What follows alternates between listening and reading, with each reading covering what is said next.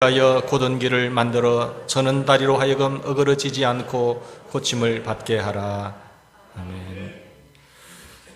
자기 통제가 되지 않는다면, 내 스스로 컨트롤이 되지 않을 때 여러분 어떻게 하십니까?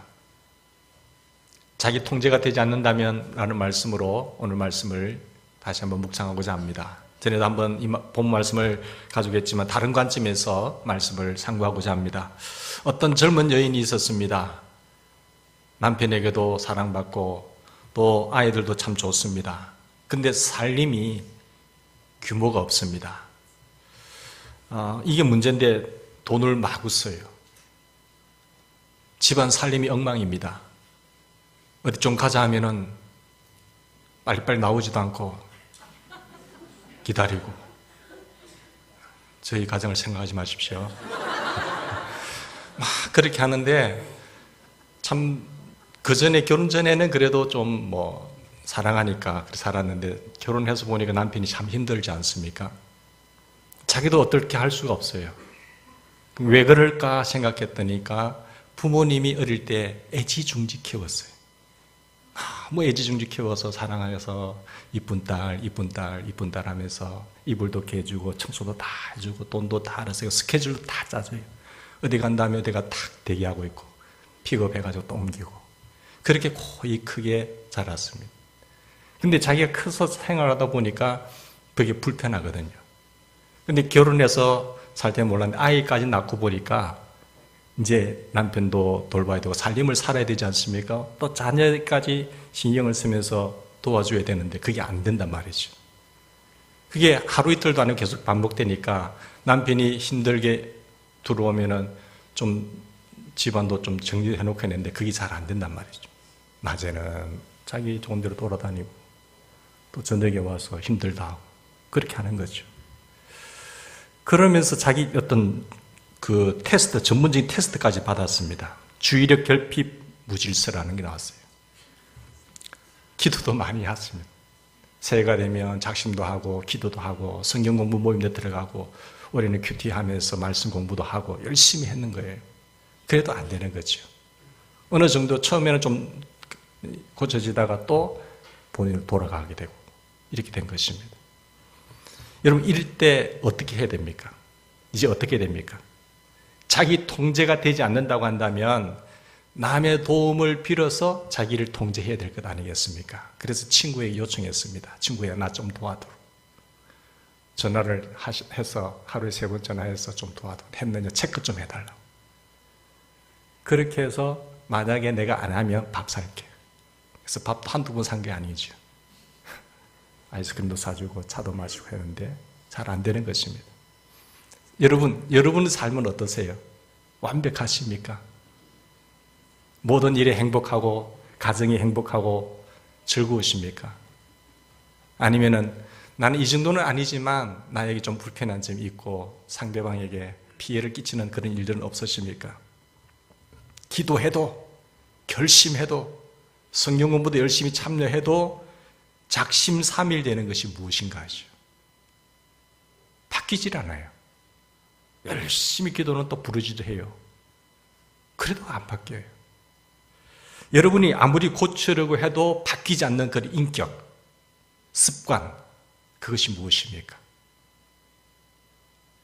부모는 자식이 좀 반듯하게 잘 크기를 원하는데 그게 안 된단 말이에요.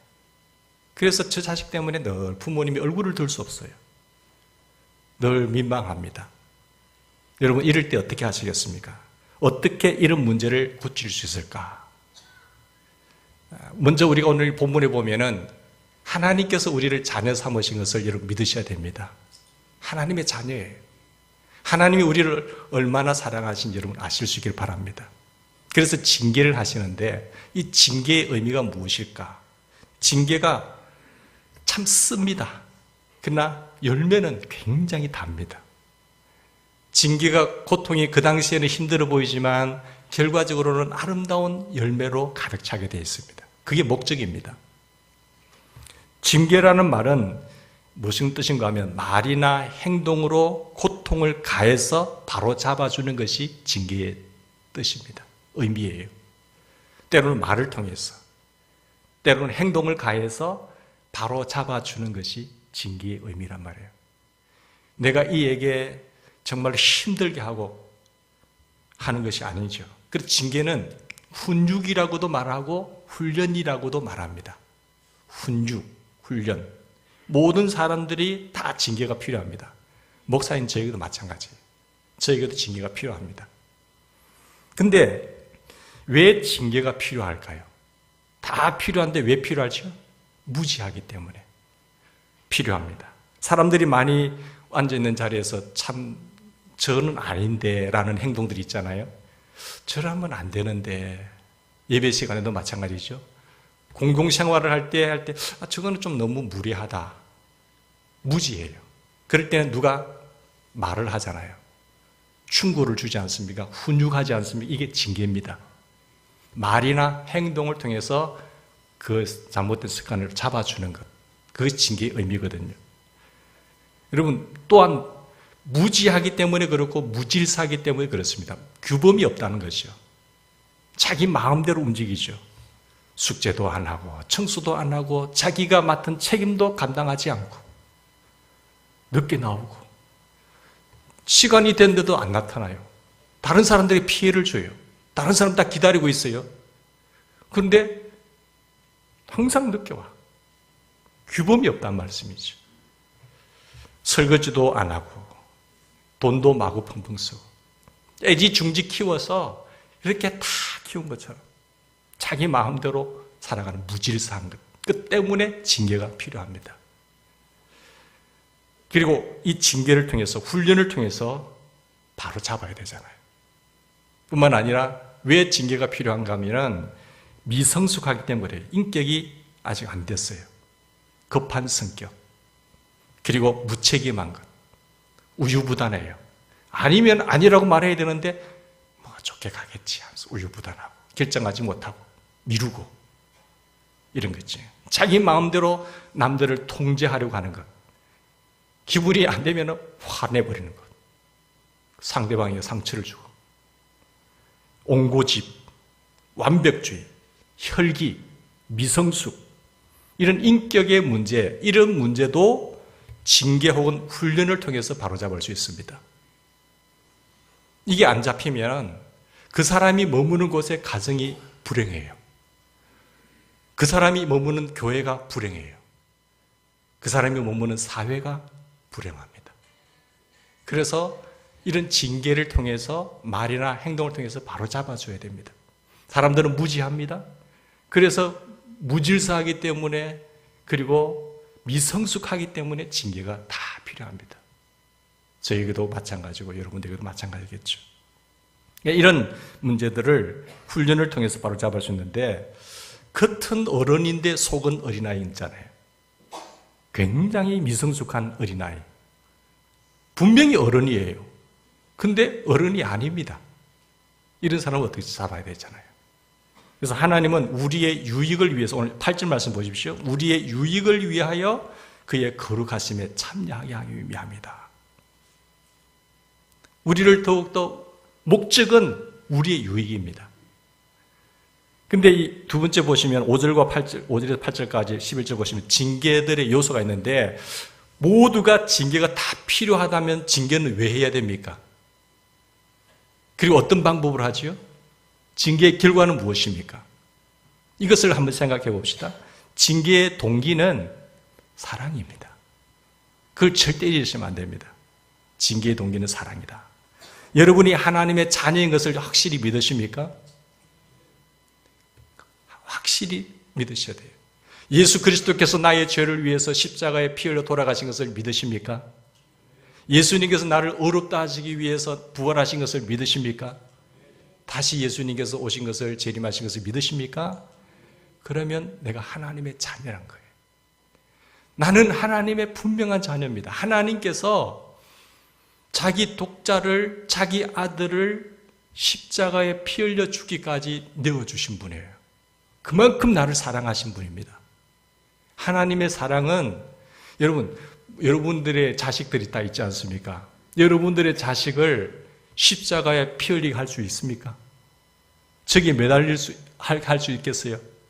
여러분이 애지중지 키운 손주, 저 십자가에 매달 수 있겠습니까? 힘들겠죠. 하나님은 자기 아들도 나를 사랑해서 십자가에 매달으신 분이에요. 그만큼 나를 사랑하세요. 이 사실을 분명히 믿는다면 여러분은 하나님의 자녀입니다. 근데 내 자녀이기 때문에 아버지가 너희를 내 아들이라고 귀하게 여기신 거예요. 내 자녀이기 때문에 손대시는 거예요. 그러니까 이 징계의 동기를 의심하면 안 됩니다.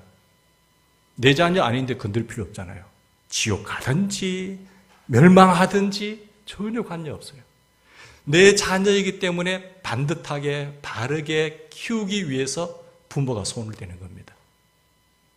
그처럼 징계의 동기는 우리를 골탕 먹이고 힘들게 하고 어떻게 하기 위해서 하는 것이 아니고 우리를 사랑하셔서 하나님께서 말이나 행동을 가하신 거예요. 징계의 동기는 뭐라고요? 사랑입니다. 이거 보면 내 아들아 주의 징계하심을 경히 여기지 말며 그에게 꾸지람을 받을 때 낙심하지 말라. 주께서 사랑하시는 자를 징계하시고 그가 받아들이는 아들마다 채찍질하심이라. 사랑하시는 자를 징계하신 거예요. 여러분 자녀가 잘못된 길을 막 가고 있는데 가만히 둘 부모가 어디 있겠습니까? 7절 8절 보십시다. 아버지가 아들을 징계하는 우리의 경험을 봐도 징계의 동기는 여기서 사랑이라는 것을 알 수 있잖아요. 하나님이 아들과 같이 너희를 대우하시나니 우리를 아들과 같이 대우하시고 어찌 아버지가 징계하지 않는 아들이 있으며 징계는 다 받는 것이거늘 너희에게 없으면 사생자예요. 하나님의 자녀이기 때문에 제게도 하나님의 손이 옵니다. 목사에게는 하나님의 손이 안 오겠지? 아닙니다. 저에게도 와요. 근데 올 때 아버지 죄송합니다. 기도하면서 아버지 죄송합니다. 다음부터 안 그럴게요. 그러면 괜찮아요. 그게 영적 예민함이거든요. 아버지 자 용서해 주세요. 너무 잘못했습니다. 아버지께 이야기를 하시지. 이게 사랑했을 때 징계가 오면 처음에는 다 이러잖아요. 다 이럴 때 말씀을 통해서 규태하면서 깨달으면 아버지 제가 잘못인 줄 몰랐네요. 회개합니다. 고치면 돼요. 그러면 아버지의 손이 거두가는 거예요. 그런데도 모르고 계속 하게 되면 아버지 손이 계속 뻗치게 되죠. 우리를 바로 잡으려고 우리를 바로 키우려고 아버지의 손이 온단 말이에요. 왜? 내 자식이기 때문에. 사랑하기 때문에 그래요. 자녀가 제멋대로 살도록 내보내면요. 막 천지도 모르고 돌아다니고 하면은 그렇게 내버려둘 부모가 있으세요? 자녀가 제멋대로 돌아다니는데 게임도 아무것도 하고 다른 데가 문제를 터뜨리고 하는데 부모가 그걸 안다고 한다면 바로 잡아줘야지. 왜? 사랑하기 때문에. 내 자녀이기 때문에. 그것처럼 하나님께서도 우리가 분명히 하나님의 자녀라고 한다면 하나님이 손대십니다. 우리를 더 훌륭하게 바르게 키우시려고. 그렇지 않으면 자녀가요 안방에 호랑이예요. 여기 가서 핥히고 저기 가서 핥히고 저기에 상처 주고 여기에 상처 주고 그 사람이 가정에 가면 가정 파탄이 일어나고 교회에 오면 교회가 파괴되고 사회에 몸담으면 사회가 힘들어지고 하게 된다는 거죠. 그걸 부모가 안다면 딱 불러놓고 처음에 다 이러겠죠. 그래도 안 들으면 회초리를 드는 거예요. 매를 드는 것이죠. 그래서 징계는 다 받는 것이는 너희에게 없으면 사생자요 친아들이 아니니라. 우리가 이기주의로 똘똘 뭉쳐서 횡포를 부리고 자녀에게 부모에게 순종하도록 훈련시키기 위해서 하나님은 징계하신다는 겁니다. 하나님은 부모가 자녀를 사랑으로 징계하듯이 우리를 사랑으로 징계하신다. 그래서 징계의 동기는 사랑이라는 거예요. 이 징계하는 방법을 보시면 하나님이 직접 하시기도 하세요. 에덴 동산에서 마귀에게 속았지만은 하나님을 신뢰하지 못하고 불순종했을 때 하나님 직접 추방시켜 버렸습니다. 저주를 내리셨어요. 하나님께서. 마귀가 저주를 내리는 건 아닙니다, 여러분. 마귀는 하나님께 저주를 받도록 유혹하는 거예요. 미혹하는 겁니다. 미혹하고 유혹하고 속여서 우리를 하나님께 불순종하게끔, 불신해서 불순종하게 만들어서 하나님의 저주를 받게 하는 역할을 해요. 마귀가 저주를 주는 것이 아니라 하나님이 저주하는 겁니다. 마귀가 축복을 하는 것이 아니라 복은 하나님이 주시는 거예요. 하나님의 말씀대로 청정하고 순종하면 이 모든 복을 주시는 분은, 복의 근원은 하나님이세요. 그런데 사람들이 이 저주, 나쁜 것은 마귀가 준다고 생각해요. 물론 마귀는 그런 능력도 없고 우리를 속여서 하나님으로부터 멀어지기 위해서 하나님 앞에 저주받게 하는 것이 마귀의 역할이에요. 육신의 정욕과 안목의 정욕과 이생의 자랑으로 먹음직하고 부함직하고 지혜롭게 할 만큼 탐스러운 것으로 따먹게 만들어버려요. 그러면 하나님께서 내 자식이기 때문에 하나님은 징계를 하시는 거예요. 그러면 안 된다는 거죠. 그러니까 직접 하시기도 하고 또한 사람을 통해서 하시기도 하세요. 예를 들어서 다윗이 범죄를 저질렀잖아요. 잘못했잖아요. 그럴 때 하나님께서는 사람을 보냅니다. 나단 선지자를 보내서 지적하세요. 훈육하세요. 질책하세요. 베드로가 잘못했을 때 사도 바울을 보내서 하나님께서는 그의 죄를 깨닫게 하시고 질책했습니다. 때로는 오늘 우리에게 목회자를 세워서 설교 시간에 여러분들을 말씀을 통해서 질책할 수도 있습니다. 질책 아니지만 나에게는 질책으로 들릴 수도 있고 기분 나쁘게 들릴 수도 있었어요. 사람을 통해서 이야기를 하세요. 그때 고치면 돼요. 근데 말로 안 고치잖아요. 그러면 환경을 통해서 하나님 들어오세요. 환경을 통해서 징계하시는데 가난. 왜 하나님에서 내가 그렇게 가난합니까? 하나님 우리를 풍성하기 위해서 생명을 주시고 풍성한 삶을 주기 위해서 예수님이 오셨는데 왜 그렇도록 그렇게 힘들어질까? 때로는 질병, 그죠? 때로는 실패.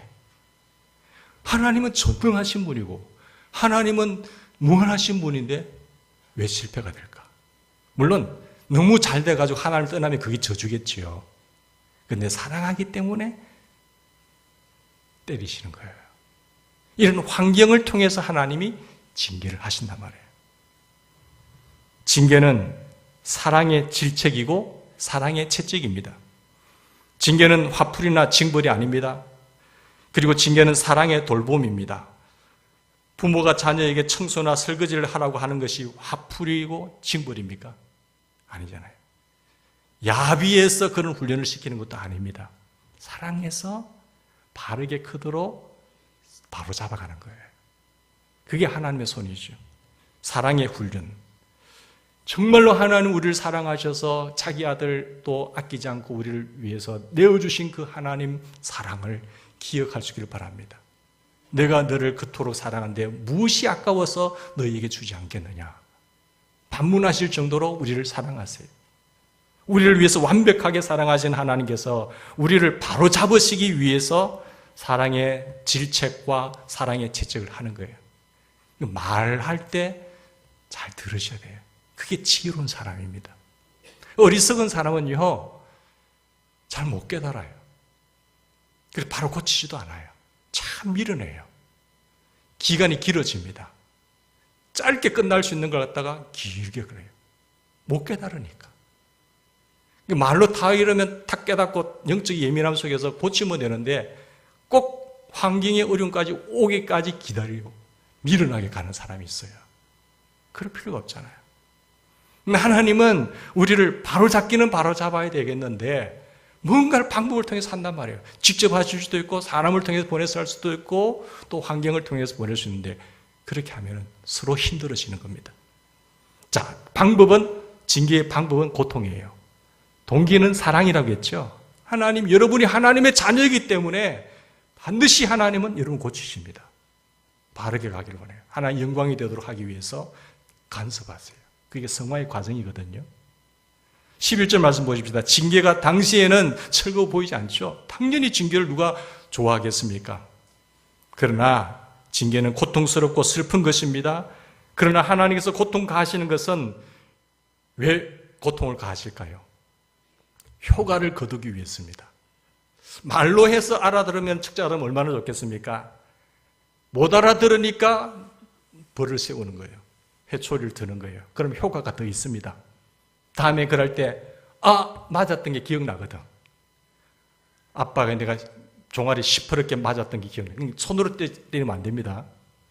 절대로 바로 직접 가면 안 되고 다른 어떤 도구를 사용해서 벌을 세우든지 회초리를 들든지 하셔 때리셔야 돼요.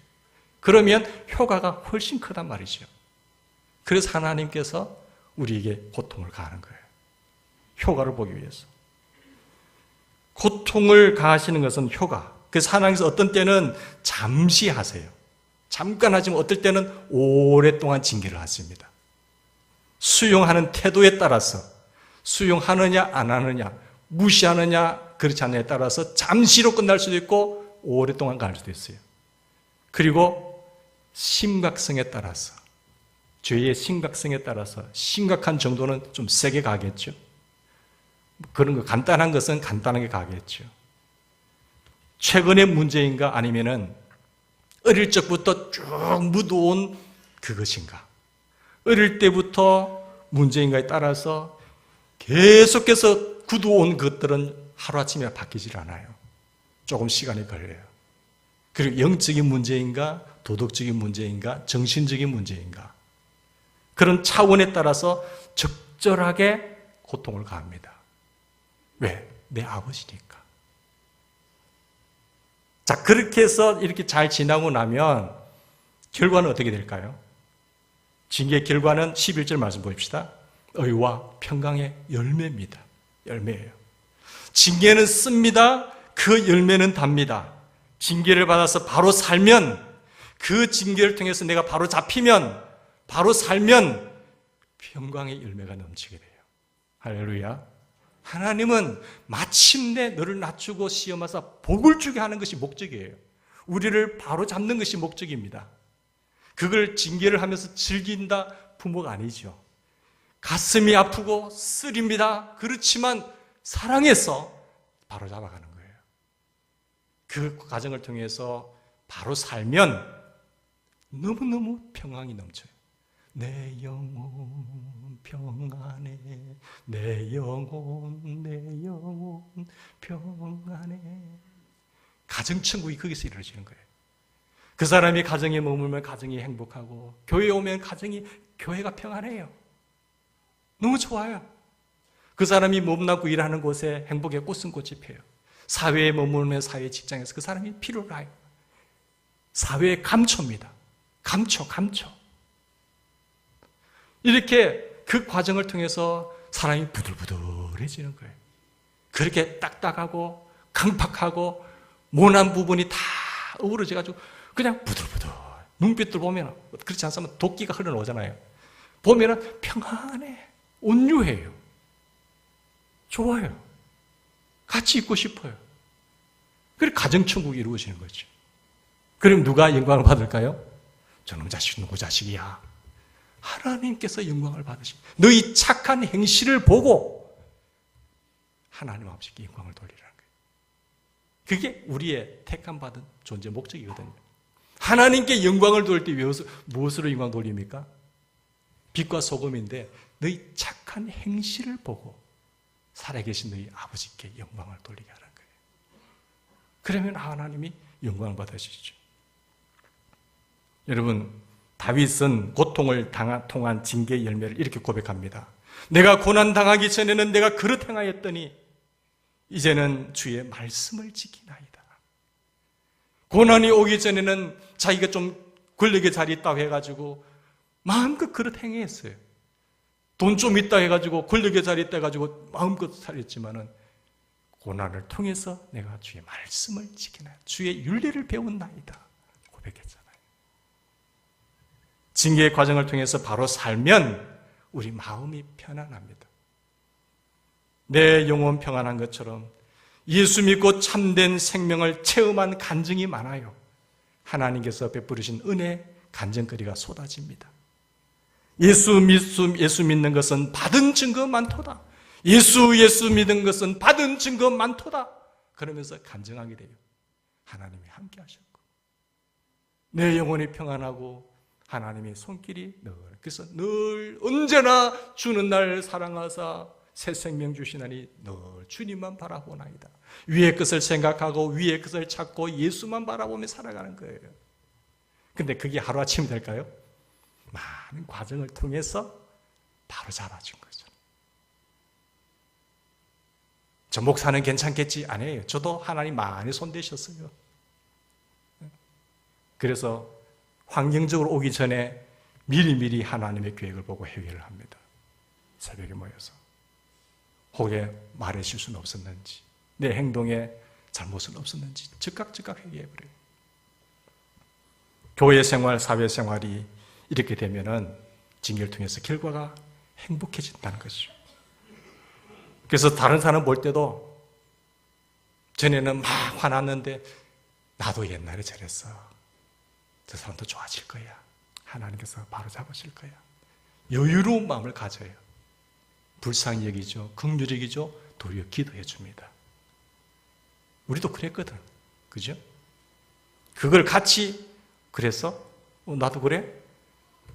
붙어버리면 감정이 되는 거죠. 우리 모두가 이 징계의 과정을 통과해서 그 아름다운 열매, 징계의 결과로 약방의 감초가 되기를 주의 이름으로 축원합니다. 사회와 가정과 여러분이 머무는 곳에 감초가 되셔야 돼요. 꼭 필요한 사람. 꼭 필요한 사람. 징계의 열매는 쓰지만 열매는 뭐 하다고요? 답니다. 예수 믿는 것은 받은 증거 많도다. 삶의 간증거리로 하나님이 하셨습니다. 하나님이 하셨습니다. 그래서 우리의 삶에 평안하고 행복하기 때문에 우리의 행실, 착한 행실을 보고 야, 하나님 살아계시네. 요셉이 감옥에 갔지만, 요셉이 보디발의 집에 종을 가졌지만 그 종사를 살면서도 여호와 하나님께서 그와 함께 하심을 보았더라 한 거예요. 하나님과 함께 하십니다. 징계받을 때 어떻게 됩니까? 저도 여러분도 하나님의 자녀이기 때문에 징계하신다는 것을 믿으시기 바랍니다. 하나님 자녀 아니면요, 내버려 버립니다. 결국 마지막 멸망이요, 지옥이에요. 하나님 왜 저 사람 행악자를 왜 불평하지 말라 했잖아요. 왜 빨리 심판하지 않으세요? 하나님 저를 당장 심판해 버려야 되는데 왜 내버려 두세요? 하지만 하나님 오래전 기다리세요. 돌아오기를. 그래도 안 들으면 지옥 가는 거예요. 그런데 우리는 하나님의 자녀이기 때문에 다 바로 잡아주는 거예요. 제가 너무 자녀 왜 건드립니까? 괜히 건드려가 싫은 소리도 좋은 소리도 못 들을 거. 내 자녀는 내가 바로 잡을 수 있단 말이에요. 하나님의 자녀이기 때문에 우리를 사랑하셔서 하나님은 우리를 손대신다는 거예요. 그런 징계가 올 때 우리 어떻게 해야 되죠? 그러면 여기 5절과 9절, 12절, 13절 보시면 하나님께서 사랑으로 징계하실 때 어떤 태도와 반응을 보여야 될까요? 첫째, 무시하지 말라 했어요. 하나님이 징계하실 때 경히 여기지 말라. 5절과 9절 말씀. 여기 보십시오. 5절에 아들에게 권한 것까지 이게 권면하신 말씀도 잊었지 않느냐? 내가 내 권면하는 말씀도 잊었지? 내 아들아 주의 징계하심 할 때 경히 여기지 말라. 가볍게 여기지 말고 무시하지 마라. 여러분 징계 그 뭐 한번 해보시. 한번 때려봐. 이렇게 말하는 사람 있잖아요. 그래 한번 해봐. 나를 한번 때려봐. 때리면 때려봐. 나 그 하나님 안 두려워해. 내 권력의 자리가 얼마나 큰데 나를 때린다고? 이렇게 하면 안 돼요. 절대로 징계를 무시하시면 안 돼요. 이런 식의 반응을 보이면 안 됩니다. 하나님을 징계하는 데는 하나님께서 우리를 징계하는 데 이유가 있거든요. 자기 자식을 징계하는 데는 이유가 있는데 영혼이 무디어서 그걸 못 깨달아요. 참 무딘 사람이 있습니다. 저 정도로 하면은 깨달아야 되는데 못 깨닫더라고요. 여러분 설교도 들고 깨달아지면 은혜가 돼요. 근데 못 깨달으면 은혜가 안 됩니다. 설교 시간, 예배 시간에 하나님 만나면 은혜가 돼요. 하나님 못 만나면 은혜가 안 돼요. 예배가 문제가 있는 것이 아니라 말씀이 문제가 있는 것이 아니라 내가 하나님 못 만나기 때문에 그래요. 내가 무뎌져서 못 깨달으면 안 돼요. 영적인 예민함의 은혜가 있기를 축복합니다. 세상 성공에 취해서요, 자기 고집이 강해서 하나님의 징계를 무시합니다. 세상이 너무 좋아요.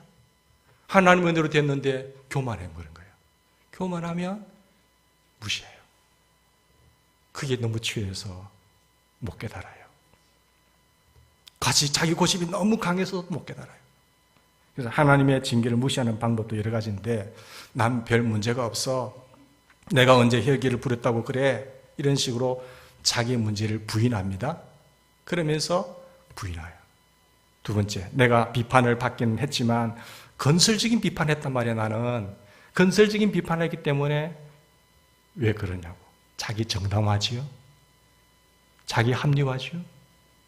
그리고 당신이 생각하는 것처럼 그렇게 내가 심하게 비판한 것은 아니야. 당신이 너무 민감한 거야. 남에게 충격을 줘놓고도 뭐라고 합니까? 자기 잘못을 축소시켜버려요. 또 당신이 나를 자극했으니까 내가 비판한 거지, 당신이 나에게 그랬으니까 내가 그랬잖아, 이런 식으로 책임을 상대방에게 떠넘겨버려요. 이런 사람들은 미련한 사람이에요. 우리는 하나님이 우리를 징계하실 때에 자기 책임을 떠넘기거나 축소하거나 부인하거나 정당화하시면 안 돼요. 하나님 징계하실 때 무시하지 마세요.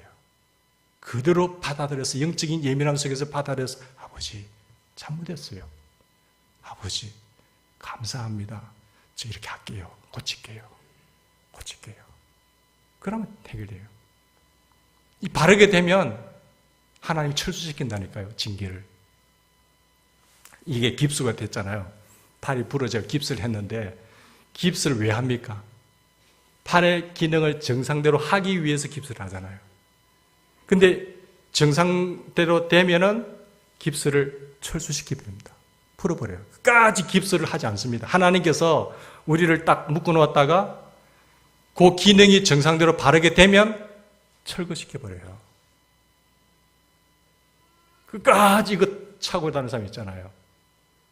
그 제기를 못해서 그렇거든요. 하나님께서 징계를 하실 때에 무시하지 않기를 바랍니다.